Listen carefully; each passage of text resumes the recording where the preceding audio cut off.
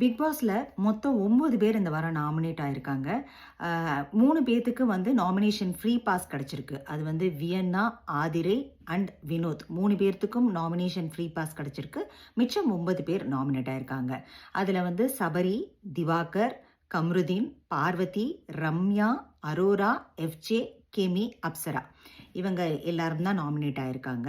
அதில் நிறையா ஓட்டு வாங்கினது வந்து பார்வதி அண்ட் அதுக்கு அடுத்தாப்புல திவாகர். பார்வதி ஆல்மோஸ்ட் 16 பேர் ஓட் பண்ணியிருக்காங்க. எல்லாருமே பார்வதியோட கேரக்டர் பிடிக்கல அப்படின்னு சொல்லிட்டு ஓட் பண்ணியிருக்காங்க.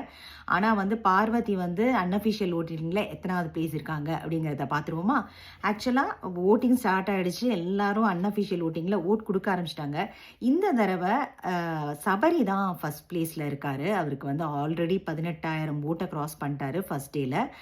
செகண்ட் பிளேஸ்ல திவாகர் இருக்காரு. அவரோட ஓட் பேங்கையும் அசிச்சுக்கவே முடியல. அவரும் ஸ்ட்ராங்கா ஈக்குவலண்டா போயிட்டு இருக்காரு. அதுக்கப்புறம் கம்ருதீன்லாம் நான் வந்து அவ்வளோ இதுதான் ஃபர்ஸ்ட் டைம் அவர் வந்து வர்றது. ஆனா அவருக்கும் ஸ்ட்ராங்கா ஓட் போயிட்டு இருக்கு. அவரும் தேர்ட் பிளேஸ்ல இருக்காரு. ஃபோர்த் பிளேஸ்ல பார்வதி இருக்காங்கங்க. பார்வதி வந்து பயங்கர டஃப் தான் கொடுத்துட்டு இருக்காங்க ஆக்சுவலா. அதுக்கப்புறம் ரம்யா, அப்புறம் அரோரா, எஃப்ஜே, கெமி, அப்சரா இவங்க தான் ஆர்டரில் இருக்காங்க. ஆக்சுவலாக வந்துட்டு அப்சரா இந்த தடவை எலிமினேட் ஆனால் ஓகே அப்படிங்கிற மாதிரி தான் இருக்குது. ஏன்னா கெமி கூட ஓரளவுக்கு பண்ணுறாங்க. அப்சரா வீட்டில் வந்து ஒன்றுமே பண்ணுறது இல்லையோ அப்படிங்கிற மாதிரி என்னோட கருத்து.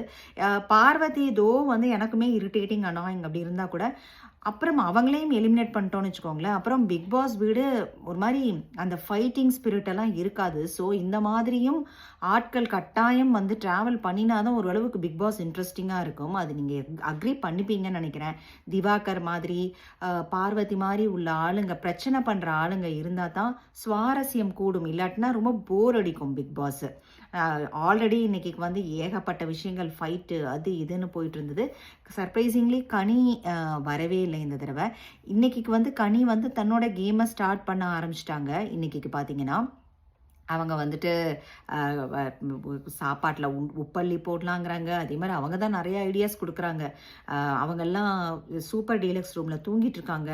அவங்கள எல்லாத்தையும் நம்ம நல்லா தட்டை வச்சு தட்டி எழுப்பணுங்கிறாங்க. ஸோ அவங்க நிறைய மாஸ்டர் பிளான்லாம் போடுறாங்க. ஆனால் அவங்க அமைதியாக, நான் ரொம்ப அமைதின்னு நினச்சேன். பட் ஆனால் அவங்க களத்தில் குதிச்சிட்டாங்க அவங்க வந்துட்டு. ஸோ அவங்களோட மூவ்ஸ் எல்லாம் வேறு மாதிரி இருக்குது. சாப்பாடில் உப்பளி, எனக்கு அந்த சாப்பாடில் உப்பளி போடுறதுல எனக்கு அவ்வளவா உடன்பாடு இல்லைன்னா கூட அவங்க வந்து கேமில் ஆனால் வந்துட்டாங்க. இன்னும் கேமையே ஸ்டார்ட் பண்ணாமல் இருக்கிறது வந்து அப்சரா, அரோராவும் வந்து அவ்வளவா ஆரம்பிக்கல. பட் பார்க்கலாம் இந்த வாரம் எப்படி போகுதுங்கிறது. தேங்க்ஸ் ஃபார் வாட்சிங்.